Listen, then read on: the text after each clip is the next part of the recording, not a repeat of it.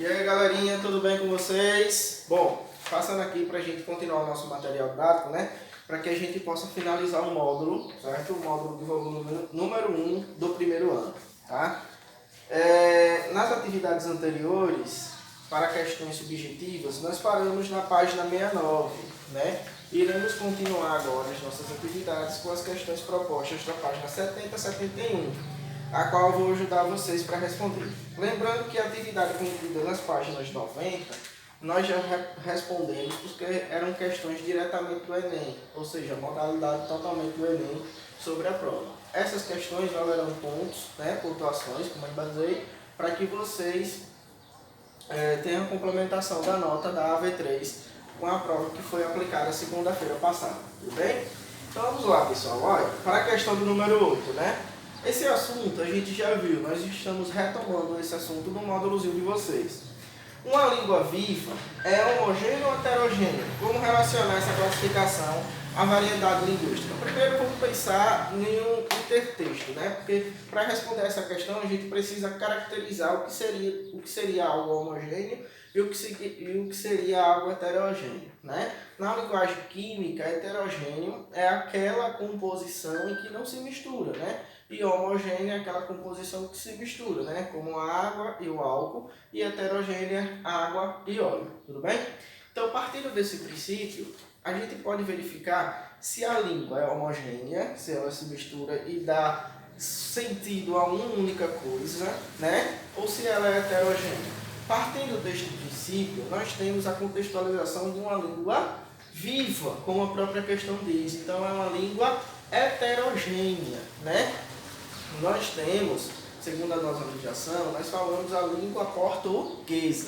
Só por aí você já dá para direcionar que a língua portuguesa falada no país de Portugal é diferente da língua portuguesa falada no país Brasil e nos outros países que são caracterizados tendo como a língua portuguesa uma língua oficial, tá certo? Então, se vocês fizerem um estudo, se vocês fizerem uma contextualização dessas características utilizadas tanto na língua falada em Portugal quanto na língua falada no Brasil, vocês irão ver que há diretrizes diferentes, ou seja, não há homogeneidade nesses aspectos, há uma heterogeneidade, certo? E dentro do nosso Brasil, as variantes linguísticas, né? Que é o que causa os aspectos das variantes dessa heterogeneidade da nossa língua portuguesa. Ou seja, a língua que é falada no estado de Sergipe, ela por algum aspecto ou por alguma característica, ela se diferencia da língua falada na Bahia. Mas lembrando, a nossa língua portuguesa é o nosso idioma oficial, mas com essas variantes. Então, partindo dos aspectos das variantes linguísticas, nós temos a língua como uma língua heterogênea. Tudo bem? Nona questão, certo? Então, a 8 já foi, tá? Perante essa explicação. Vamos para a questão número 9. Leia atentamente parte de uma entrevista apresentada a seguir. O repórter: qual foi a bateria que você mais surfou até hoje? O surfista: foi no Cristal Graffiti. A onda veio abrindo inteira.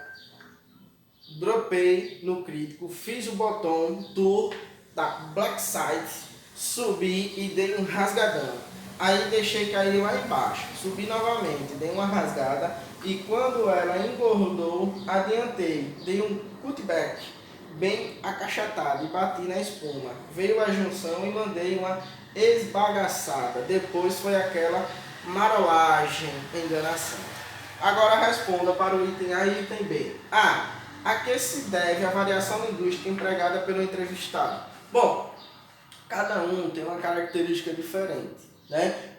Principalmente voltados para os aspectos sociais ou para outros aspectos, como geográficos. Nesse sentido, o surfista utiliza uma linguagem do esporte que ele pratica, né? Note que na pergunta do repórter já tem uma contextualização diferente. Bateria, né? Bateria se dá para aquele tempo que ele tem para fazer suas manobras dentro das ondas, dentro do mar, né? E muita gente conhece bateria como aquele aspecto recarregável que a gente coloca principalmente em automóvel para poder ter eletricidade, não é verdade? Então já aí a gente detém dessa diferença heterogênea das características da utilização da língua portuguesa, né? Aí a pergunta diz: a que se deve a variação linguística empregada pelo entrevistado?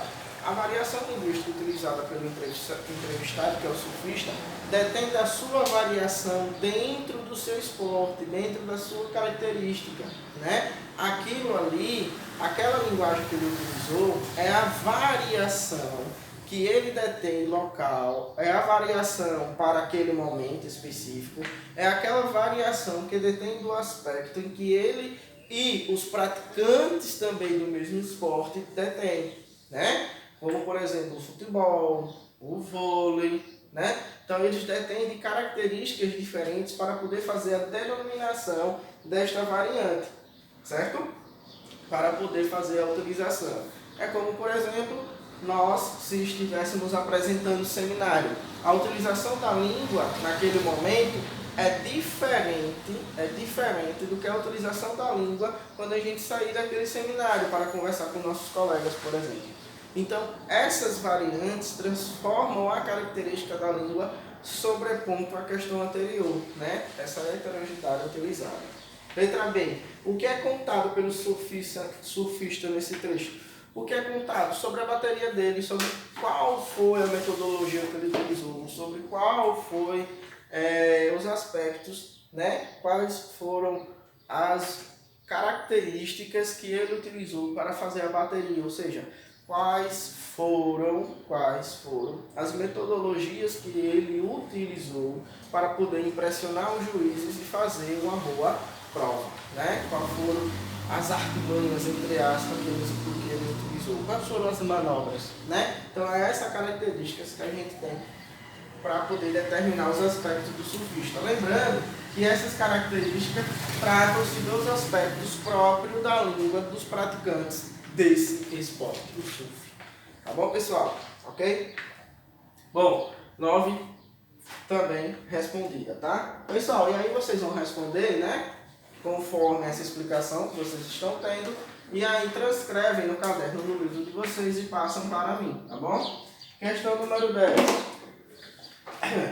Leia este texto. Que importa que uns falem mole descansado, que os carioca arranhem os R's na garganta, que os capixabas e paroaras escancarem as vogais. Que tem-se 500 réis meridional, vira 5 tostões no rio pro norte. Junto formamos este assombro de misérias e grandezas. Brasil, nome de vegetal. Mário de Andrade, poesias completas. Na letra A, de que ordem são as diferenças linguísticas apontadas no texto, lexicais, morfológicas, sintáticas ou fonéticas? Pessoal, ó, as características lexicais, morfológicas e sintáticas ou fonéticas, né? Esse campo é muito abrangente dentro da nossa gramática normativa, né? Morfológica trata-se dos traços de caracterizar a classificação da palavra, substantivo, artigo, numeral e etc., pronome, etc., como é o nosso primeiro ano, né? Permeia sobre essas características morfológicas, sobre essa revisão morfológica das caracterizações das classes gramaticais. A sintática se trata-se num aspecto de você colocá-las, certo? Mediante o traço da oração, ou seja, um substantivo ele vira sujeito, certo? Dentro do contexto oracional. O complemento do verbo, que às vezes é um pronome, certo? Que às vezes é um advérbio, ele passa a ser adjunto adverbial, ele passa a ser um adjunto adnominal, ele passa a ser o seu complemento nominal. Então essas nuances, certo? Isso faz parte da sintática. E o léxico condiz com a interpretação desta palavra, da utilização, certo? Manga, você tem 3 características diferentes, tá bom? Então, quando ele diz assim, que importa que uns falem mole e descansado, que os carioca arranham os R's na garganta. Quando ele fala dessa perspectiva, ele fala das características fonéticas, né? Da utilização fonética de uma região para com outra.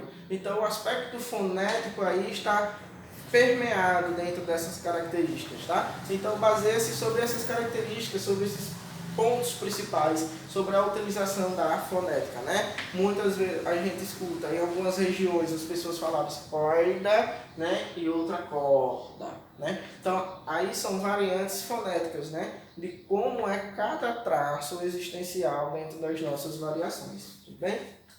B. Qual o fator responsável por tais diferenças? A resposta anterior subsai para a resposta posterior da letra B. São os traços fonéticos, a utilização das variações linguísticas perante os contextos fonéticos. Tudo bem, pessoal? Tranquilo? Beleza? Joia? Todo mundo entendeu essas questões, né? Tudo tranquilo, tá certo? Vamos para a 11, tá bom? 10ª questão, A e B, ok, tá? Lembrando, vocês transcrevem para mim e mandam, tá? Segundo essas explicações. 11.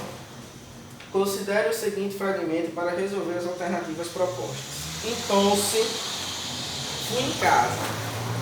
Peguei o meu laço de couro de veado pardo, que tem aguentado toró marruá.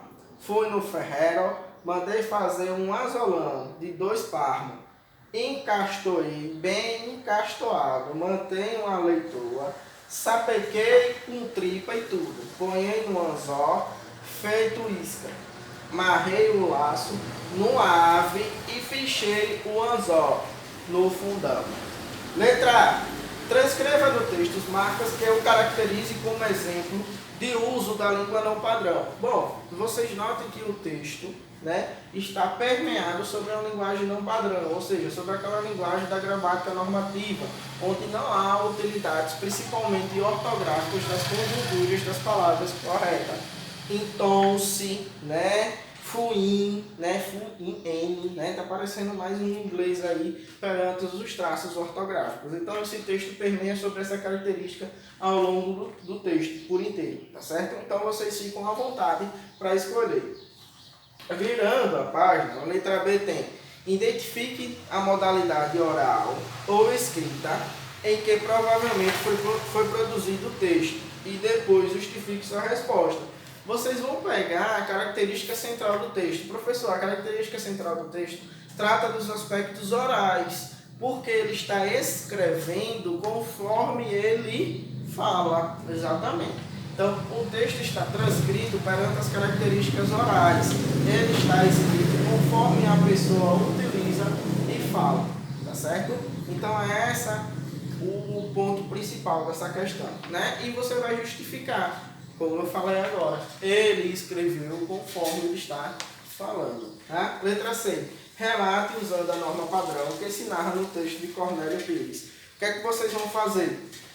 Vão relatar, vão dizer o que vocês entenderam do texto utilizando a norma padrão.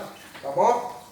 Pessoal, assim nós respondemos, né, a 8, 9, 10 e 11 por inteiro, tá bom? Eu vou deixar somente para que vocês respondam a 12 e a 13 nesse videozinho, tá certo?